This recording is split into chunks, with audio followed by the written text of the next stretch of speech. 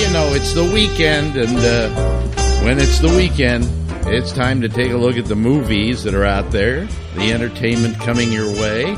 And for a little culture blast, we go out to the sunny shores of California, where we meet up with Michael Snyder. Hi, Michael. How are you?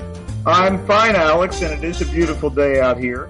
Happy to be on board, and, basically right in the middle of blockbusters, and it's not even June yet. X-Men Days of Future Past opens this weekend. I saw Godzilla last week. It didn't really mention the Fukushima subtext of the Godzilla film, but that was very, very cool about the film. And X-Men Days of Future Past is the latest in a franchise that deals with bigotry in a lot of ways, another issue that still hasn't gone away in contemporary life. But it's more flat-out fun than it has any right to be. Terrific film. So that's opening and a bunch of other things. We should get right on it. X-Men Days of Future Past is the seventh film to deal with the general X-Men family from Marvel Comics, including Wolverine, played as ever by Hugh Jackman, and the various other mutants that make up the X-Men and their villains. The first couple of films directed by Bryan Singer, who's had a little spot of trouble lately, but those were pretty good films. The third in the trilogy completely went belly up, cock-a-hoop. It just, for me, it was a grave disappointment.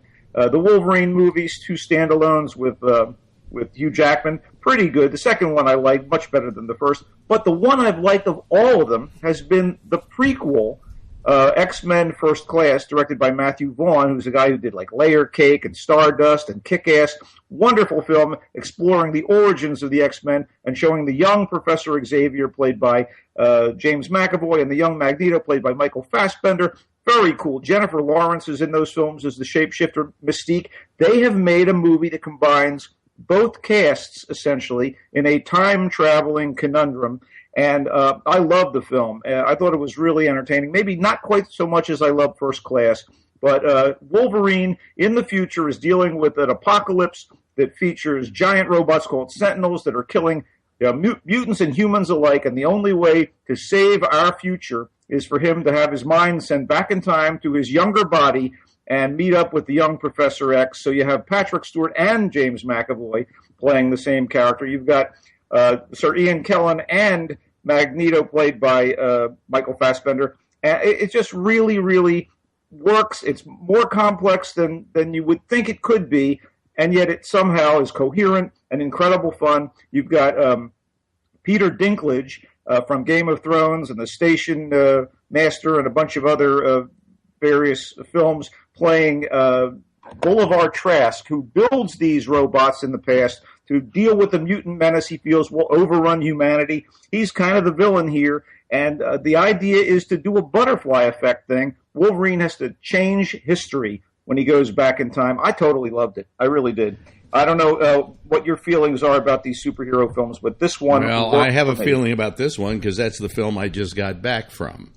Okay. And have you seen the other movies in the series? Yes, I have, every one of them.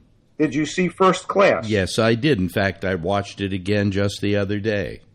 Well, all righty. What do you have to say on this matter, Mr. Bennett? What a fucking mediocre film. Oh, my goodness. Yeah. Well, all right. Absolutely mediocre. I mean, how you can get, let's see here, 2 Academy Award winners, 3 Academy Award winning nominees, how you can get Peter Dinklage and all the people that populate this film and then come out with such a mediocre film is beyond me. To begin with, it is a old hack plot. Boy, the present sucks, so let's go back into the past and change it by altering a few things. I mean, it's pap. It's just it is directly. Hang on, it's directly adapted from the 1970s storyline of the same name, Days of Future Past, in the X-Men comic. Well, that shows you how old this plot is. Well, there you go. But I'm saying it's been around for quite a while. What I'm saying is that's how old this plot is. The movie is it can't decide whether it wants to be a big movie or a small movie. Jennifer Lawrence, who is usually good in anything, couldn't even be really good in this one because she was handed such a lousy script. Well, it's overstuffed with characters, that's for sure, and you have to have an investment in the characters. And yeah, I but, will say, the main, what happens is that once you get past the opening, it's a big lie for the audience, by the way, because the audience is expecting they're going to go see the X-Men, and they're going to see Halle Berry, and they're going to see all these people, and they really don't. Really, those people were hired for maybe a day. And the only person in the whole in the whole original X-Men group that is any part of the film is Hugh Jackman. Even Jennifer Lawrence, who originally played that part, what's her name? That lousy actress, Rebecca Romaine played the original role. Yeah. Even Jennifer Lawrence is really not from the old cast, so you're not really getting the old X-Men, which is what people kind of expected in all. Oh no, maybe you expected it, but I expected both casts, and I got them. No, you didn't. No, you didn't. You got maybe 5 minutes of the old cast. And the rest of it is Hugh Jackman. Well, guess what? X-Men First Class was my favorite of all of the X-Men. Very good film. So this was more of those actors. It was fine. This was a rehashing of it. He should have he should have turned the direction over to Matthew Vaughn. Well, maybe. I actually disagree with you, but let's move on to a film that I totally dug called Cold in July. It's basically an update of film noir, a Hollywood perennial with various latter-day interpretations and some British, French, and Italian film noir movies. And this is a fresh version of that thing, complete with the conflicted anti-hero, undermined by, questionable decisions, and dealing with forces beyond his control. It's in 1989, and Richard Dane is a small-town Texan who is called a hero for shooting and killing a burglar. The guy's played by Michael C. Hall of Dexter. Wonderful. He starts to freak out when he meets an ex-con played by Sam Shepard, who is the father of the guy he shot. So to protect himself and his family, he finds a private eye who's kind of a fixer, played by Don Johnson. It's based on a crime novel by Joe Lansdale, and it's directed by a guy who's made some cool low-budget films, Stake Land and We Are What We Are, that are both kind of horror-type films. This is more gut bucket, southern fried film noir thriller. And I got to tell you, it's great to see Don Johnson in real life. I don't know what he's like. He's probably a jackass. He's great in this thing, and everybody delivers. I really enjoyed Cold in July. Hope you can catch it, and I'm sure it's going to be good on video, not to suggest people shouldn't go to the movies and see this thing. All right, now for something horrifying. Blended is the third movie to co-star Adam Sandler and Drew Barrymore, and it is just execrable.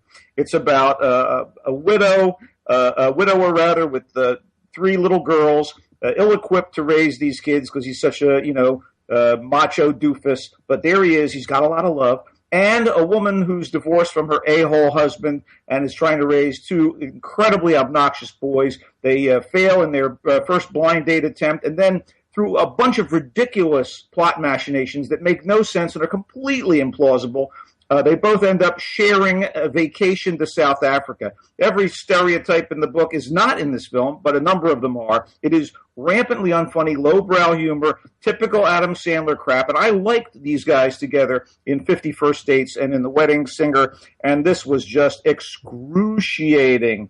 Kevin Nealon and a few other people give it their all in supporting roles. Joel McHale is the a-hole ex-husband, but man, oh man, is this terrible. Terrible. Words and Pictures, kind of an okay romantic dramedy with Juliette Binoche and Clive Owen as a couple of teachers at a prep school who get into a bit of an argument, and they kind of meet cute. He's the English professor that all the students love. She's a hard-ass art genius who comes to teach because she's losing her ability to paint because of a physical disability, and they have this kind of rivalry, and there are some aspects of it that I thought were really wonderful. I don't think it's a great film, and they're very, very talented performers, let's face it, but I just kind of felt it was lacking a little something for me. Words and Pictures, date flick, chick flick, but when it's compared to The Love Punch, starring of all people, Pierce Brosnan and Emma Thompson as a divorced couple who end up losing a massive amount of pension money in a hostile takeover and decide to steal it back in a caper on the French Riviera. It implausible doesn't even come into play. This is sort of Adam Sandler, Drew Barrymore, implausible to the max. It plays on Pierce Brosnan's background as a James Bond a little bit, and there's other terrific supporting players. But man, this was so unbelievable that it kind of gave me the creeps. I was like, this is just not working for me. And Timothy Spall's in this thing, Celia Imrie, good supporting players. The French actress, former weather girl Louise Bourgoin's like the delicate flower, the lovely object of everyone's eyes and affections. But man, it killed me. It love punch. More like a sucker punch. One quick note, Young and Beautiful, Jeune et Jolie, a great film about a teenage prostitute, a French film directed by Francois Ozon, who did Swimming Pool and 8 Women. Wonderful film. If you can deal with the subtitles and what have you, Young and Beautiful, highly recommended. What do you got in TV? Anything else? Yeah, it's a very slow TV season right now, although during the summer it looks like some of the networks are actually going to be running series. I mean, which is the new thing they're doing. I mean, the Under the Dome thing's coming back, which turned out to be a complete. I don't know why they're bringing that back, but there are a few other things that they're going to try this summer that will be special. And in TV news, they just started filming the next season of Ripper Street. So. Excellent. I finally wrapped up The Musketeers, which I enjoyed thoroughly. Not great, but fun. And there are things out there to see in the summer. And I also watched, and I've been warning people about this on the air. The terrible movie, but the worst performance ever in a movie in my entire lifetime, and perhaps in the history of all movies, and that is Kiefer Sutherland in Pompeii. No, it's hilarious. Come on. I thought that was one of the funnier films I saw in the past year. I literally laughed out loud over and over again. Plus, it's got that guy from Game of Thrones. Yeah. It's got what's his name is the hero. It's got every 2-bit TV actor they could find. But the fact is, Kiefer Sutherland trying to play an emperor is maybe the worst acting job I have ever seen in my life. He's a Roman senator. It's Jack Bauer, the Roman senator. It's Jackus Bauerus. I like when he said at one point, "Damn it, Caesar!" And he pulled out a gun and shot him. Yeah. It's a funny movie. Come on. Yeah. I didn't find it funny. I found it unbearable. So I didn't watch much of it. Maybe I should go back and watch the whole thing and suffer. And suffer. Huh? I'm sorry, when the volcano goes off and it's chasing Kiefer Sutherland, and it's a car chase with chariots, 2 guys in chariots chasing one another, and here comes the lava behind them. You must be kidding. It was hilarious. Oh, well, I'll have to go back and rewatch it. I guess it was meant to be a comedy, right? I hope so. Yeah. What? No, literally, the last 10 minutes of it are what the hell crazy. Oh, and by the way, Revelstoke Jim saw Godzilla and said it was just horrendous.